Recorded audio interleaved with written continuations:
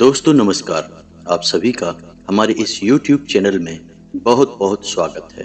वृश्चिक राशि दोस्तों, मैं गारंटी देता हूं कि इस वीडियो को देखने के बाद आपके होश उड़ने वाले हैं। जी हाँ दोस्तों, यह वीडियो आपको हिला कर रख देगा, क्योंकि इस वीडियो में कुछ ऐसी रहस्यमयी बातों के बारे में बताया गया है जिन्हें शायद आप जानते नहीं थे, या फिर आप जानते भी थे तो उनके महत्व को अब तक आप समझ नहीं पाए थे। लेकिन मैं आपको बता दूं कि आपके ही द्वारा की गई कुछ गलतियों का नतीजा है कि आपके जीवन से कष्ट और परेशानियां समाप्त नहीं हो रही हैं। हर एक बात के लिए हम अपने ग्रह नक्षत्रों या फिर दूसरी शक्तियों को दोष नहीं दे देते।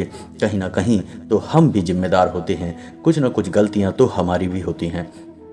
तो इसी क्रम में दोस्तों, आपके लिए यह वीडियो हमने बनाया है जिसमें हम आपको बताने जा रहे हैं ऐसी 5 बातें जो आपने किसी न किसी को बताई हैं, या यूं कहें कि वो आपकी गलती है जो आपने बार बार दोहराई है। जी हाँ दोस्तों, और आप अभी भी उस गलती को लगातार दोहराते चले जा रहे हैं। जब जब आपको ईश्वर किसी न किसी रूप में संकेत देते हैं, आपसे जुड़ने की कोशिश करते हैं, तो आप उन संकेतों को दूसरों को बता देते हैं और फिर होती है आपकी हानि और आपको नहीं मिल पाती ईश्वर की कृपा।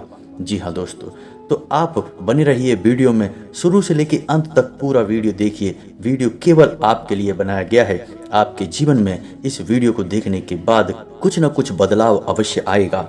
आपके जीवन को एक नई दिशा प्राप्त होगी। तो वीडियो की शुरुआत करते हैं, लेकिन उससे पहले आपसे एक निवेदन है कि पूरे भक्ति भाव के साथ कमेंट में जय माँ भद्रकाली अवश्य लिखें। माता भद्रकाली आपके ऊपर कृपा बनाए रखेंगी।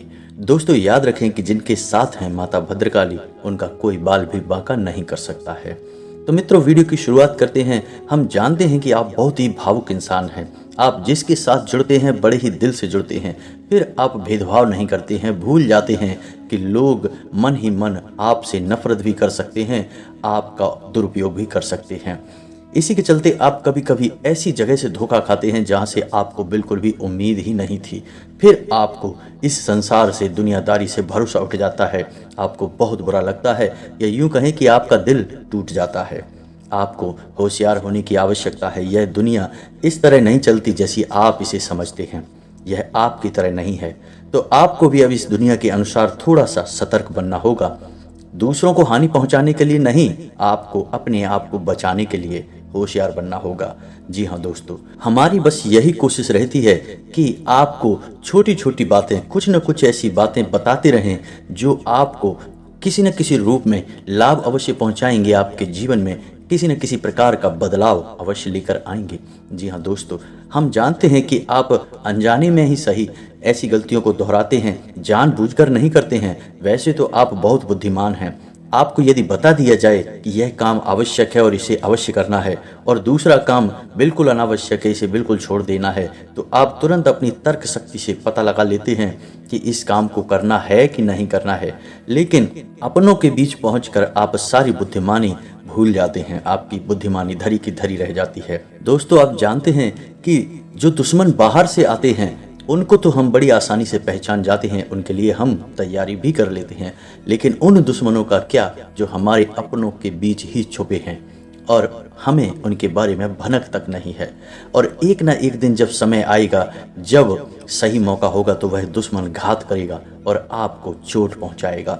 जी हाँ दोस्तों, कुछ लोग तो आपसे ऐसे जुड़े हुए हैं जो केवल और केवल अपना स्वार्थ सिद्ध कर रहे हैं, लेकिन चिकनी चुपड़ी बातें करके आपको पिघलाकर आपके मन के भावों का दुरुपयोग कर रहे हैं, आपके धन का शोषण कर रहे हैं, आपका बहुमूल्य समय और आपकी बहुमूल्य संपदा को लूट रहे हैं। ऐसे लोग आपके सबसे बड़े दुश्मन हैं। इन्हें आप पहचानिए। आप अपनी तर्क शक्ति का इस्तेमाल करिए, अपनी भावनाओं को थोड़ा संभालिए। हर जगह भावनाओं से काम नहीं चलता है, भावुक हो जाने से काम नहीं चलता है। अपनी तर्क शक्ति से ऐसे लोगों को पहचानिए और उन्हें अपने जीवन से दूर कर दीजिए, वरना ऐसे लोग आपके हर एक सुख और आपकी हर एक सुविधा को सोख जाएंगे और आपको लाभ प्राप्त नहीं हो पाएगा। दोस्तों, हम जानते हैं कि वैसे भी अभी तक के जीवन में आपको बहुत बड़े लाभ प्राप्त नहीं हो पाए हैं। आपको कष्ट अधिक मिले हैं, सुविधाएं कम मिली हैं, लोगों से नफरत अधिक मिली है, प्रेम कम मिला है। लेकिन इस सब का भी आपके मन में कोई मलाल नहीं है। आप बड़े ही संतुष्ट प्रवृत्ति के इंसान हैं। आपको जो भी जीवन में मिल गया आपने उससे काम चला लिया। आपने किसी से शिकायतें नहीं की, किसी के सामने अपना दुखड़ा नहीं रोया। आप अपने कष्ट अपने तक ही रखते हैं, छुपा कर रखते हैं, लोगों को जाहिर नहीं होने देते। आपका मुस्कुराता चेहरा लोगों को धोखा दे जाता है। लोगों को ऐसा लगता है कि आपके पास कोई कष्ट ही नहीं है, आपके पास तो सुख संपदा भरी पड़ी है। अच्छी बात है, लोगों को ऐसा पता होना चाहिए, लेकिन कुछ ऐसी बातें हैं जिन्हें आपको अवश्य ही छुपाना चाहिए, उन बातों को जाहिर नहीं करना चाहिए। तो दोस्तों वीडियो में बने रहिए, शुरू से लेकर अंत तक बने रहिए। आखिरी की 2 बातें ऐसी हैं जो आपको जानना बेहद आवश्यक है और हम गारंटी देते हैं कि आपको अब तक उन बातों के बारे में भनक तक नहीं है और आप लगातार उन बातों को दूसरों से बताते चले आ रहे हैं और उन बातों का पूरा लाभ आपको प्राप्त नहीं हो पा रहा है। हम आप लोगों की ही बात कर रहे हैं। जी हाँ दोस्तों, जिनकी कभी कदर नहीं हुई है, जिनकी भावनाओं की आज तक कदर नहीं हो पाई है। आपने हमेशा लोगों में प्यार लुटाया है, सबको खुश रखने की कोशिश की है, लेकिन बदले में आपको केवल और केवल निराशा ही प्राप्त हुई है। तो अब आपको सतर्क होना है, होशियार होना है। तो दोस्तों आपको बताते हैं कि कौन सी वे बातें हैं जो आपको नहीं बतानी है। सबसे पहली बात कि आप अपने सपने किसी को भी कभी ना बताएं। जी हाँ दोस्तों, ईश्वर सपने के माध्यम से आपको संकेत देते हैं। जी हाँ दोस्तों, कभी कभी तो ऐसा भी देखा गया है कि सपने के माध्यम से आपको भविष्य भी दिखा दिया जाता है। जी हाँ दोस्तों, इस बात के कई प्रमाण हैं कि ईश्वर ने कई लोगों को सपने के माध्यम से उनके भविष्य के दर्शन कराए हैं, जिससे उनके जीवन में बहुत बड़े बदलाव आए हैं। तो आपके जीवन में भी कभी कभी कोई ना कोई ऐसे सपने आते हैं जो आपको सोचने पर मजबूर कर देते हैं। फिर आप सुबह जागकर उन सपनों के बारे में बात करना शुरू कर देते हैं, अपने नज़दीकियों को बताते हैं कि मुझे ऐसा सपना आया, वैसा सपना आया। लेकिन आपको ऐसा करना नहीं है। आप अपने मन में विचार करिए, किसी बुद्धिमान इंसान के द्वारा बताई गई बातों के अनुसार पता लगाने की कोशिश कीजिए कि इस सपने का क्या मतलब है। लेकिन यह केवल और केवल आप तक ही होना चाहिए, इसे आपको किसी को बताना नहीं है। अब दोस्तों हम कैसे पता लगाएं कि कौन सा सपना ईश्वर के द्वारा दिया गया संकेत है। तो दोस्तों इसका बड़ा ही सरल उपाय है कि जब हम सोकर जागते हैं तो रात्रि में आने वाले सपने अक्सर हमें भूल जाते हैं, याद नहीं रहते हैं। लेकिन जिस सपने के माध्यम से ईश्वर हमें संकेत देना चाहते हैं वह सपना हमें पूरा का पूरा याद रहता है। वह ऐसे याद रहता है जैसे कि वास्तविक घटना हो, और समझ लीजिए कि वही सपना हमारा संकेत है जो ईश्वर हमें देना चाहते हैं, कुछ ना कुछ बताने की कोशिश कर रहे हैं। जी हाँ दोस्तों, तो अब आपको कमेंट करके बताना है कि आपके अंदर यह आदत है कि नहीं। आप अपने सपनों को अपने नज़दीकियों के साथ में बताते हैं, चर्चा करते हैं कि नहीं करते हैं। तो दोस्तों इसी क्रम में दूसरी बात जो आप दूसरों को हमेशा बता देते हैं वह होता है उपाय। जी हाँ दोस्तों, आपके जीवन में कई कष्ट चल रहे हैं, कई परेशानियां चल रही हैं और आप उन कष्ट और परेशानियों से मुक्ति प्राप्त करने के लिए तरह तरह के उपाय करते रहते हैं। उपाय करना बेहद आवश्यक है, क्योंकि उपाय के माध्यम से हम अपने आसपास की ऊर्जाओं को बदलने की कोशिश करते हैं, यानी कि हमारे आसपास की नकारात्मक ऊर्जाओं को हटाने की कोशिश करते हैं, जिससे सकारात्मक ऊर्जा, पॉजिटिव एनर्जी हमारे पास आ जाए और हमारा जीवन बदल जाए। लेकिन इसमें सबसे बड़ी भूल यह होती है कि आप उस उपाय के बारे में बता देते हैं, जो कि बहुत बड़ी भूल है। दोस्तों आप जिस उपाय को भी कर रहे हैं उसे जितना हो सके उतना गुप्त रखें।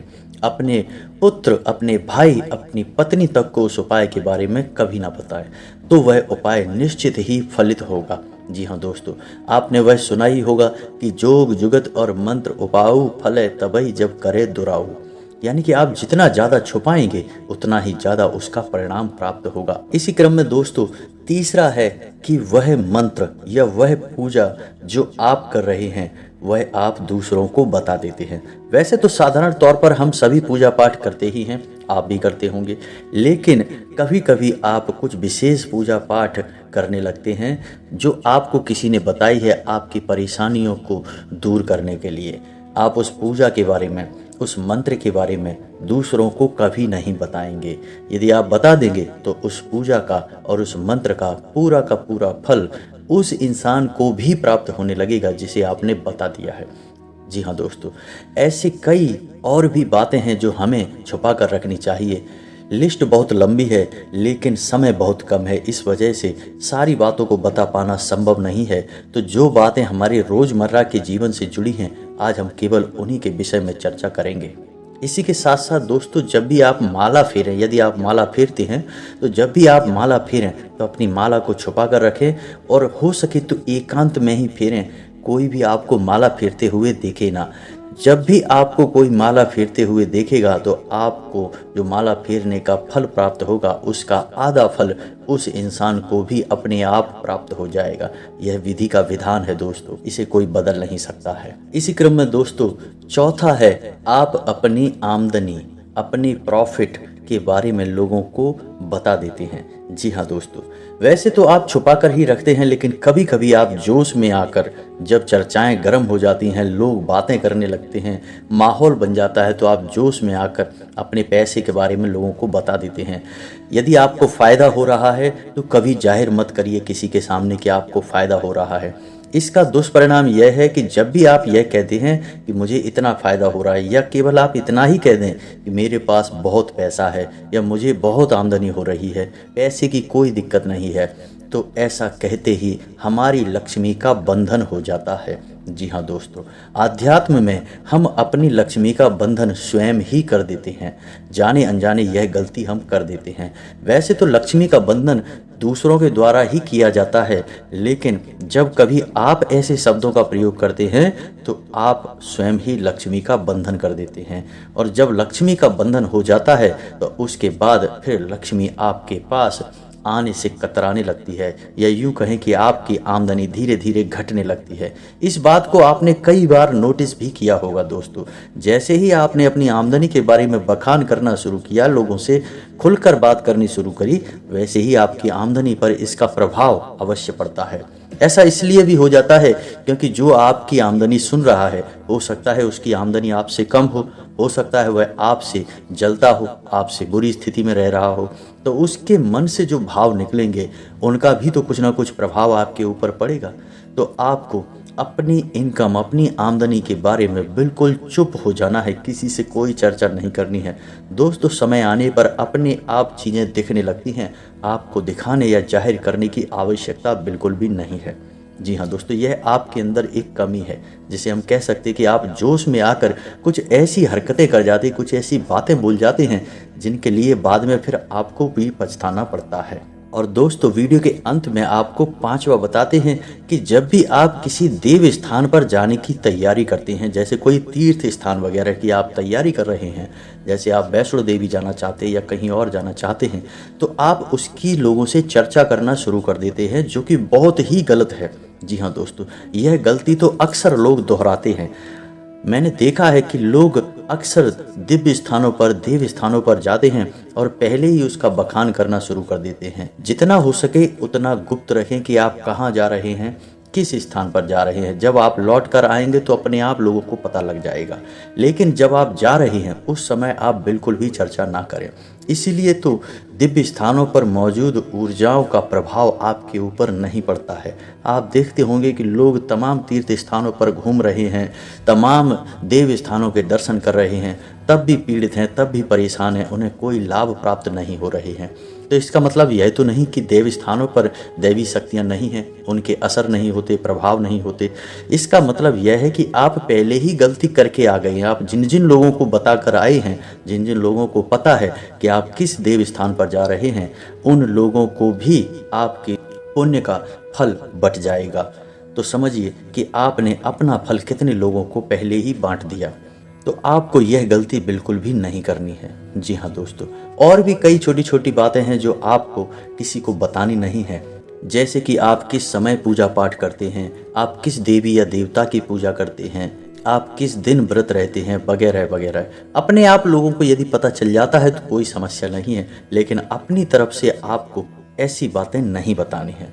तो दोस्तों, अब आपको कमेंट करके बताना है कि आप इनमें से कौन सी गलतियां लगातार दोहराते चले आ रहे हैं।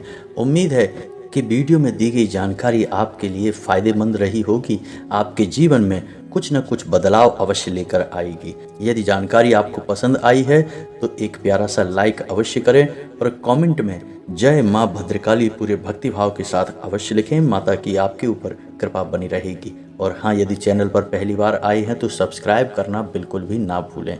मिलते हैं अगले ज्ञानवर्धक वीडियो में, तब तक के लिए धन्यवाद।